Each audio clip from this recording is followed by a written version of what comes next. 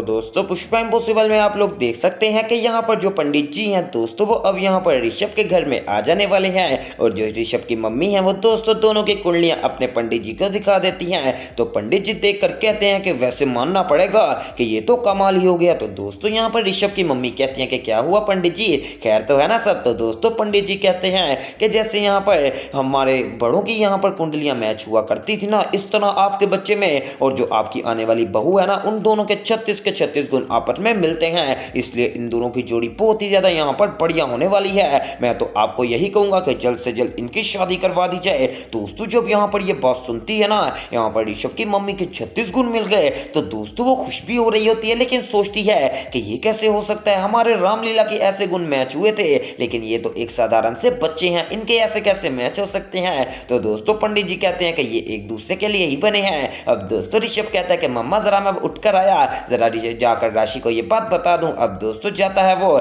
ऋषभ और जाकर राशि को सारी बात बता देता है कि फाइनली हमारी बात यहाँ पर मैच हो गई है। अब दोस्तों जो ऋषभ की माँ है ना, वो इसी सोच में पड़ जाने वाली है कि ये कैसे हो सकता है 36 के 36 गुण मैच हो जाए। तो दोस्तों वो पंडित जी से कहते हैं कि आप मेरी तसल्ली के लिए एक मर्तबा फिर चेक कर सकते हैं। तो दोस्तों पंडित जी कहते हैं अरे घबराइए मत, मुझे पता है कि ये बिल्कुल ठीक है, इन दोनों के वाकई में यहाँ पर 36 गुण मैच हुए हैं। अब दूसरी तरफ दोस्तों दिखाया जाता है कि यहाँ पर जो चिराग है वो पुष्पा को जब लेने आता है, तो पुष्पा कहती है अबे तू मेरी हर बात में क्यों आ जाता है, तो वहां पर क्यों आया था। तो दोस्तों चिराग आता है, माँ मैंने सोचा कि तेरा फायदा भी हो जाएगा, और वैसे भी तुझे याद है ना कि ऋषभ के घर वालों ने हमें दावत पर बुलाया है, इसलिए मैंने सोचा कि जाकर तुझे ले आता हूँ, क्या तू पैदल आती फिरेगी और फिर हम सीधा यहाँ से चले जाएंगे। अब दूसरी तरफ दोस्तों दिखाया जाता है कि यहाँ पर कादामनी तक खबर पहुंच गई है कि जो यहाँ पर प्रार्थना है ना, वो यहाँ पर किसी भी टाइम उसके पास आ सकती है। तो दोस्तों अब कादामनी अपनी सब औरतों को समझा रही होती है कि सबने एक ही बात रखनी है कि हम ना रेखा बहन को कभी देखा है और ना ही उसके बारे में कुछ जानते हैं, और जैसे कदम लिया जाए तो तुम लोगों ने अपने घूंघट को ऊपर कर लेना है।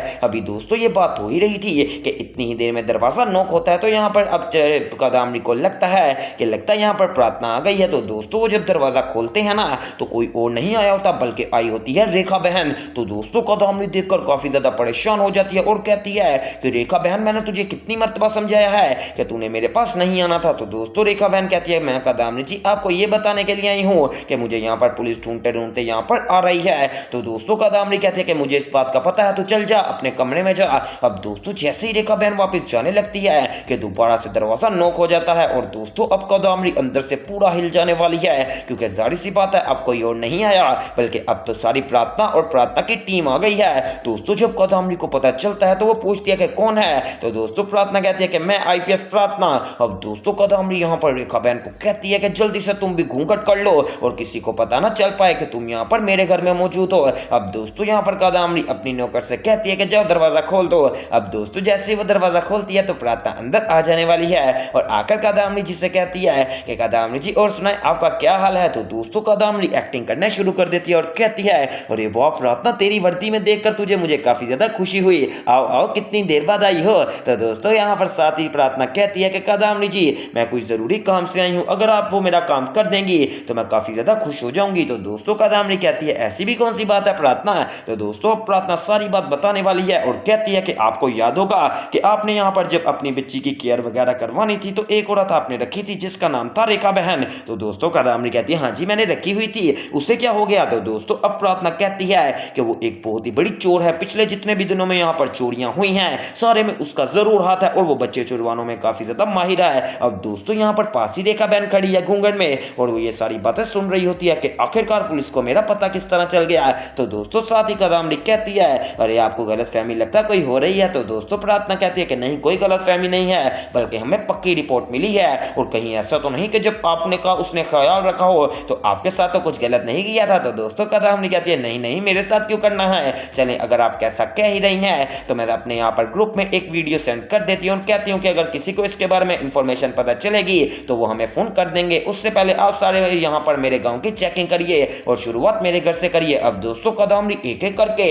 अपनी सारी नौकरानियों के चेहरे से यहाँ पर स्कार्फ उठा रही होती है। तो रेखा बहन सोचती है ये कादामनी क्या कर रही है, जब मेरा उठवाएगी तो मैं तो फंस जाऊंगी। अब दोस्तों जब रेखा बहन की बारी आती है ना, तभी कादामनी यहाँ पर अपनी दूसरी नौकर से कहती है कि मेरे नंबर पे फोन करो। अब दोस्तों यहाँ पर उसकी नौकरानी कादामनी के नंबर पे फोन करती है, तो कादामनी कॉल अटेंड करके कहती है अच्छा इसका मतलब रेखा बहन की जैसी आपने औरत देख देखी है। तो दोस्तों अब वो प्रार्थना को कहती है कि मेरे यहाँ पर कुछ लोगों ने औरत देखी है और उन्होंने लोकेशन भी सेंड की है, ये लो प्रार्थना इस लोकेशन पर जाओ, हो सकता है कि तुम लोगों को कोई बड़ी खबर मिल जाए। अब दोस्तों फिलहाल प्रार्थना वगैरह वहां तो जाते हैं और रेखा बहन काफी ज्यादा मुश्किल से बच जाने वाली है, लेकिन दोस्तों ये ज्यादा देर बच नहीं पाएगी क्योंकि सारा देर घूमने के बाद आती है प्रार्थना दोबारा से यहाँ पर कादम्बरी के पास और जुगल भी घर आ गया होता है। तो कादम्बरी को वो कहती है कि हमने अपने बंदे छोड़े हुए हैं और बहुत ही जल्द वो रेखा बहन पकड़ी जाएगी। और कादम्बरी जी आपकी बहुत मेहरबानी कि आपने हमें उसके बारे में कुछ जो भी आपके पास जानकारी थी आपने हमें वो बता दिया। अब दोस्तों दिखाया जाता है कि यहाँ पर जो रेखा बहन है ना, कुछ बंदे आते हैं और वो रेखा बहन ऐसे मुंह छुपाकर जा रही होती है और वो रेखा बहन को किडनैप कर लेने वाले हैं। अब दोस्तों आप लोग भी सोच रहे होंगे